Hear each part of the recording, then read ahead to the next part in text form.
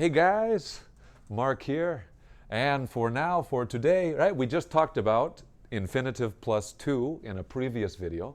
So now I'm going to tell you about the gerund. Another grammar word. You're like, what is a gerund? Well, a gerund is when we take a verb and we add the ing. And the reason we do this, the reason we take the verb and add the ing, is so that we can use it almost like a noun, right? We can use it as a subject or as an object in a way you couldn't usually or normally use a verb. Take the verb like swim. You know, I swim, you swim, all right? For this one, we can change it into the subject. I can change swim into swimming. I can say swimming is fun. Swim is fun? No, I can't do that, right? But if I want to make this action my object or my subject, as my subject, I can say swimming is fun. We can also use this for something we like or something we love. We can say, I love swimming.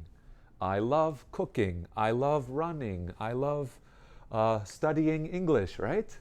All of those, we're changing the verb, study, cook, play, any of those. We can use the ing to make it the object of our feeling. All of these, the love, like, hate, all of these, right, we can use with that verb plus ing.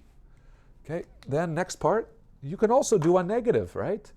Maybe you enjoy not doing something. I enjoy not waking up early on Saturdays.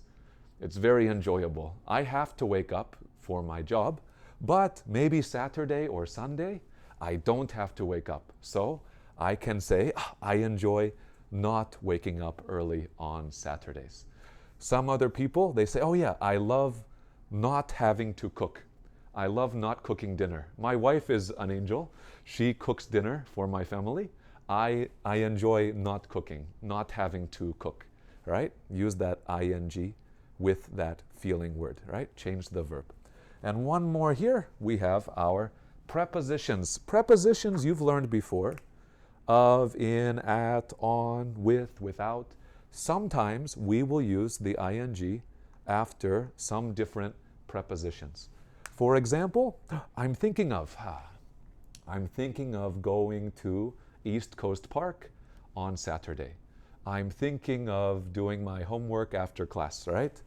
Or this one, maybe I have a student, I'm very sad. He left without saying goodbye. He didn't say goodbye. He left without saying goodbye. So that's our pattern for our gerunds.